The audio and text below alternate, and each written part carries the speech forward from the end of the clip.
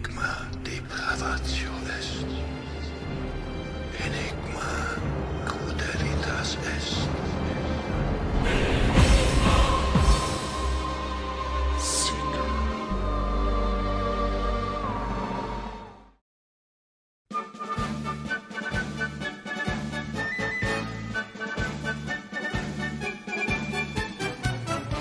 Welcome to the Federal District of Neo Atlantis, my fellow seekers.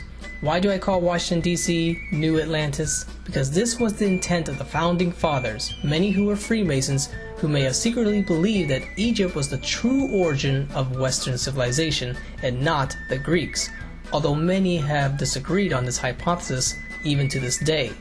The Greeks evolved from Egyptian influence, just as the Persians. All of you know DC is a Masonic city marking the resurrection of the New World Order. The Old World Order goes back to Egypt with its dynastic system of influence throughout all the cultures of the Old World, being Africa, Europe, and Asia, going back some 4000 BC. America marks the beginning of the federalist system of governance in the land that the Egyptians foretold in the legend of Atlantis, of a lost continent across the Atlantic, the first aspect of the legend, as I point out in my other videos. Now, one example of Egyptian influence with DC is that DC was originally laid out as a square, symbolic to Metatron's cube, coming from the name of a type of angel, a scribe angel in the legend. It has many inspirations from sacred geometry ideas of the basic line and curved lines that lead to fractal designs. So sacred geometry really just means basic geometry, the foundation of architecture, and the square invokes the earthly plane. By designing DC as a basic quadrilateral, you are enforcing the power of the line, which in geopolitics is very hard to enforce this type of clear border. So by drawing this quadrilateral, you are telling the people and England that we are sovereign and we have the power to draw a straight border line. Although this did not last long, as local geopolitics leads to compromise of the border regions, leaving DC cut in half. But the square invokes the square base of a pyramid. Almost immediately after the federal city was laid out north of the Potomac in 1835, some residents south of the Potomac in Alexandria, County DC, began to petition to be returned to Virginia's jurisdiction. Over time, a large movement grew to separate Alexandria from the district for several reasons, slavery being one of them. So even the Freemasons couldn't totally enforce the square layout of the District of Columbia.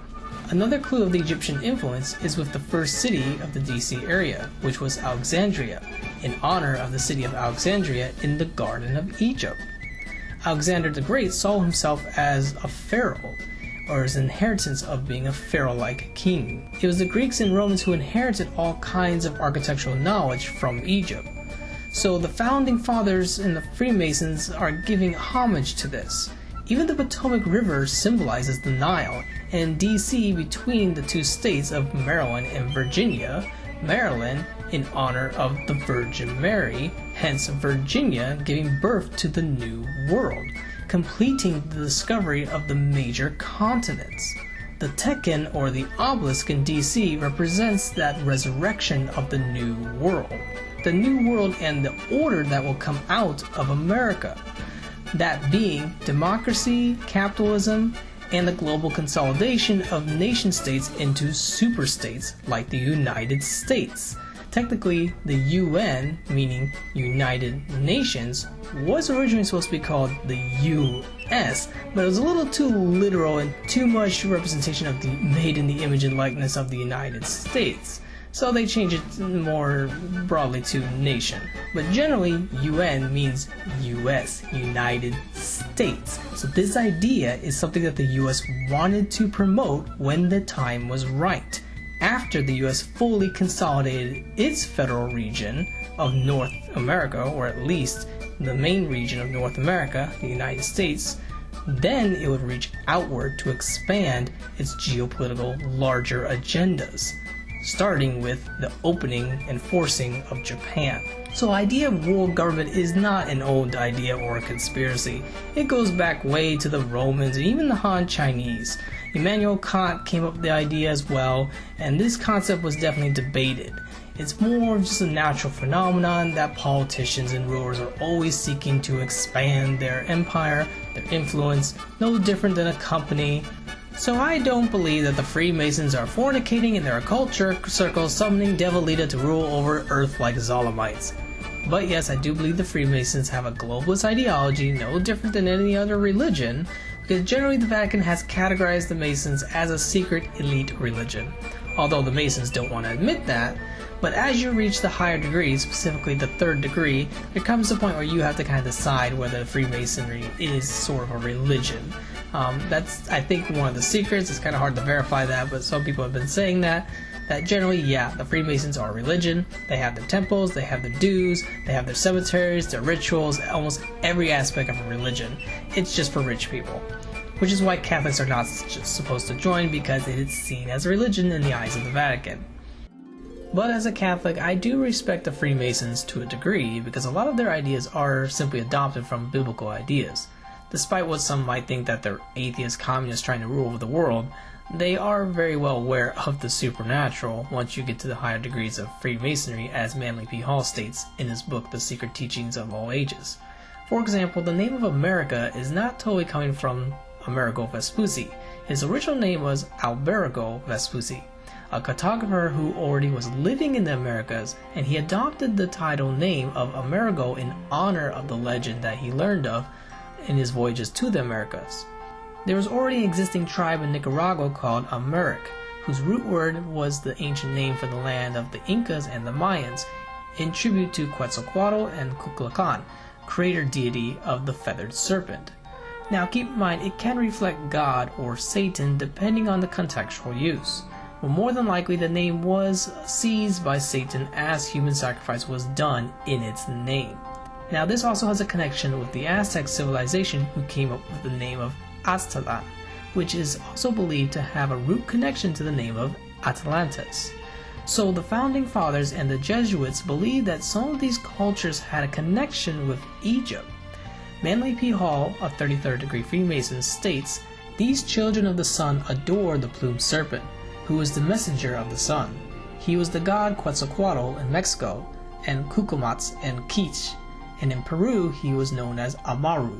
From the latter name comes the word America, or Amaruca is literally translated as the land of the plumed serpent. The priests of the flying dragon. From their chief center they once ruled both Americas, at the center of Central America. One of their strong centers was Guatemala, and their order was the author of the book called the Popol Vuh." End quote. Now this has a connection with the legend of El Dorado at El Mirador, as I pointed out in my other videos. A lot of these ideas came from Jesuit explorers that later was adopted by the Freemasons as they learned more about the native cultures. Hence why there's a Native American style statue called the Goddess of Liberty facing east towards the rising sun on top of the Capitol building, with its inspiration coming from the Virgin Mary giving birth to Neo Atlantis. Now, biblical traditions of the serpent is synonymous with Lucifer, which literally translates to light bearer, hence why they use the Egyptian-style star on the flag. These stars symbolize the characteristics of supernatural creatures, not just stars in heaven. These supernatural creatures are referred to as angels. Nowadays we might just call them UFO orbs of light. Some may be demonic and others may be angelic. It's hard to know for sure. The phrase of becoming a star means to become like an angel of light, a light bearer. Doesn't mean you have to be a satanic, sadistic person, okay? It could refer to simply as a good person. Just depends on the contextual use. Now, in the book by author Ken Hudo, The Hidden Race, he proposed that perhaps the land of the plumed serpent may also be known as the land of Lucifer, in turn being America. Now, radical Muslims and the alt-right love this idea, to demonize America as some fascist country that needs to be stopped. But the symbolic names are referring to the pagan time periods of the Mayans and the Aztecs and the Incas, who yes, did some very vile things of baby sacrifices to summon demonic angels so they have more crops. But this shit was happening in Egypt and in China. Supernatural creatures don't care about borders. So we should not get caught up in the literal meanings of these symbolic words because it depends on the contextual use of the word, and the symbolic meanings may shift depending on which institutions have adopted its own interpretation of it. So it doesn't mean America is now a satanic country. Every country is a satanic country to some degree at the personal level of the original sin from the Garden of Egypt. The sin of dark magic, as the Nazis tried and failed to control. Ultimately, supernatural creatures don't have names. They latch onto it to control words in order to manifest in our dimension. For example, playing the Charlie Charlie pencil game. It doesn't mean that Satan's name is Charlie. It just means that it's trying to latch onto that word because you are giving it that name. And it can take advantage of that in order to break into our three-dimensional world. Supernatural creatures transcend planets and words. This is why we can't take the legends too seriously to justify that the Freemasons and the Jesuits are Satanists, just because they use the word Lucifer and are aware of satanic rituals of the pagan world. Actions speak louder than words. I think it's going to be pretty hard for Freemasons to hide their baby sacrifices for their demonic summonings. There's going to be a snitch eventually. Because real demons don't give a fuck if you're an elite or if you're a poor person. They will fuck you either way. This is why Christ came to put a stop to this Luciferian sacrifices that was happening in Neo Atlantis and throughout the world to make way for a new world order where chopping babies' heads off and throwing it down a pyramid and slavery is no longer a thing. And it only took about 2,000 years for all that to change and fade away. So a short period of time relatively for supernatural creatures' perspective. Putting that aside, let's focus on the layout of the city.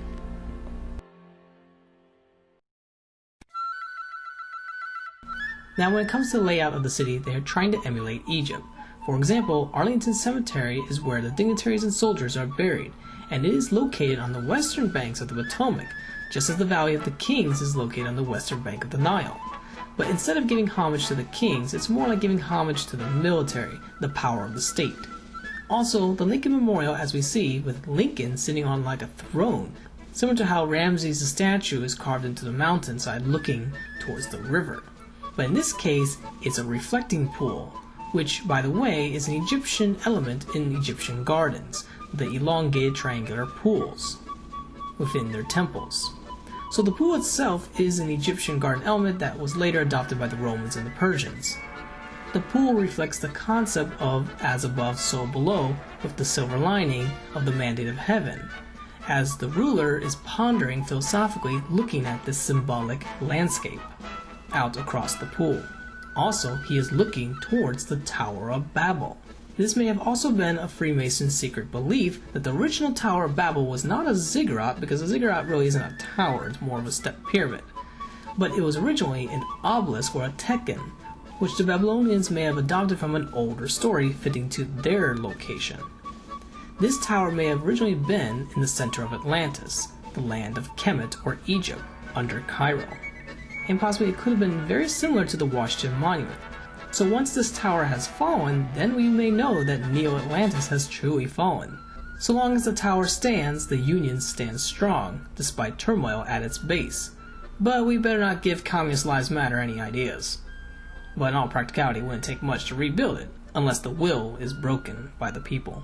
So just as with the Egyptian world order, there are 4 ways to give reverence to the past rulers. We speak their name, we complete their incomplete works, we deify their complete works, and we leave edifices and images of them everywhere. I mean, they pretty much adopted the Roman Catholic art style of Jesus to give to George Washington. But George Washington ain't no god. But if you live in a land with the separation of church and state, then the state kind of makes up its own religion through the use of the Freemasons. So in some sense, it's a state religion, ironically. But yeah, George Washington ain't no Jesus. So they're trying to make the founding fathers look like heroes, which the root word comes from the Egyptian word of Heru. They used the foundation of the old world order of Egypt to build the new world order of the Americas. Despite DC being built mostly by African slaves, Africans should be proud that they built this city in honor of the old world of Africa, despite the founding fathers probably not wanting to admit that Egypt really is a part of Africa.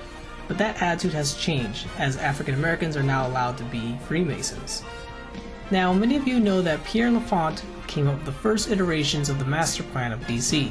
But the founding fathers did have some design disagreements. L'Enfant was trying to put more of a Napoleon layout, but Jefferson wanted more of a Masonic layout, so he hired the first African American inventor who made a name of himself with his clockwork that impressed Jefferson. His name was Benjamin Banneker, who was put on the assignment with Pierre L'Enfant, much to his dismay. Now, L'Enfant had a lot of personal problems such as drinking, so Jefferson wanted Benjamin Banneker to oversee his plans to make sure that L'Enfant was sticking to the principles that Jefferson and the Freemasons wanted. But eventually L'Enfant was fired from the job, and he took his plans with him back to Paris just to snub the Americans. So now they had to start over, but luckily Benjamin Banneker had copies and memorized the plans to recreate the blueprints to finish the project, which he helped oversee.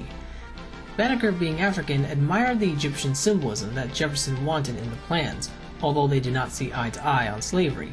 But it's nice to know that an African designer played a major role in the symbolic layout of DC. For example, the principle of the federal triangle balance of powers was laid out by Banneker. When you rotate DC to the north, you see a triangle with the Capitol crowning the top and the White House diagonal to it. Now, originally the judicial branch was planned to be on the other angle, but that was changed for practical reasons of distance, also the foundation concerns, so the Jefferson Memorial was later built instead. Also, the pentagram Egyptian star road network is symbolically rotated to point towards the White House, to remind the Masons that this is where evil can arise from, to always remind that there needs to be checks and balances between the three branches of powers. It's not that the Masons were secretly trying to say we worship Satan, it's simply a reminder that evil has a higher chance of arising from the executive branch that enacts on war, and the balance of power is what puts that in check. So the Freemasons wanted to mark this point as the point where the power must be limited to prevent a European feudal ruler from arising again.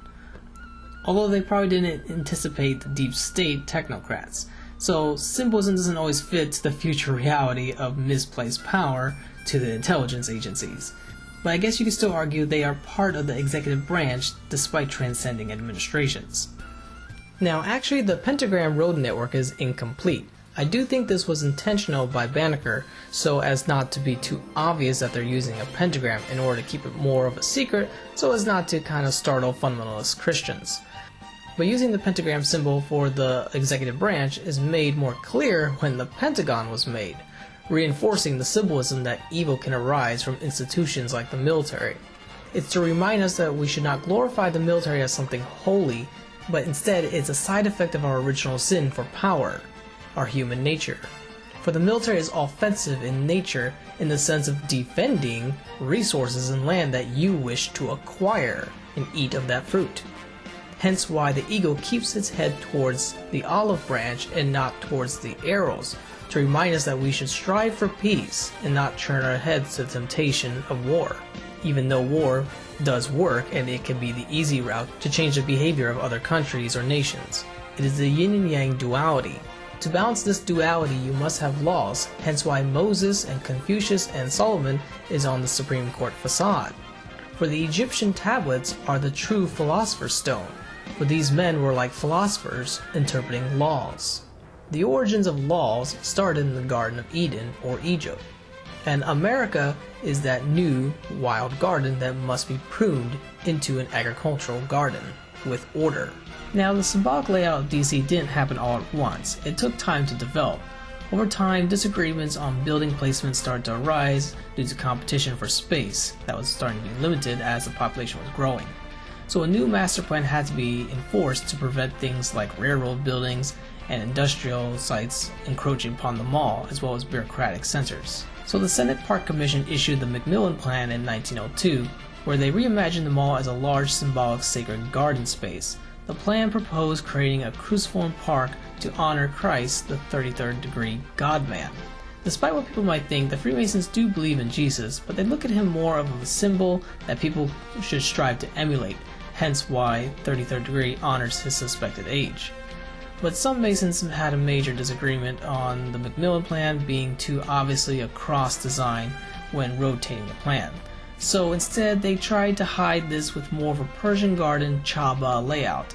They also eliminated the Victorian landscape of the mall for more of a Frederick Law Olmsted landscape style, as new cherry blossoms were being planted, and a grass agora was being placed where people can gather en masse for more functional use. Flanking the grass plaza would be space for cultural centers, creating a giant museum garden space that we see today. So eventually this kind of obscured the original garden Persian cross design due to high maintenance issues. But the original Masonic layout was relatively still intact by the time the Jefferson Memorial was built in 1943 and the Pentagon in 1941, completing the Masonic City. But urbanization and political turmoil could over time erode that original design intent by Pierre Laffont and Benjamin Banneker.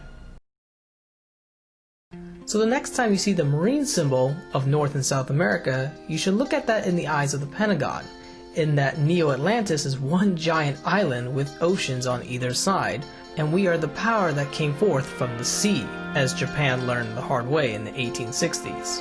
So I'm proud to be a Neo-Atlantean, but we need to be careful of the curse of Atlantis, for we may become that lost civilization for future generations to speak of a legend of a powerful civilization that came forth from the sea, and that was destroyed by maybe nuclear weapons due to their arrogance and pride. So what do you all think of America being Neo-Atlantis, as Dr. Leonard Jeffries, professor of political science at City University in New York, argues? Will Neo-Atlantis succeed in manifesting its destiny to unify the planet into a new world order of a Type 1 civilization that Dr. Michio Kaku argues? All I can say is, it's happening, and I'd rather it be us than China's SCO. Well, this has been Enigma Seeker. Keep seeking those enigmas.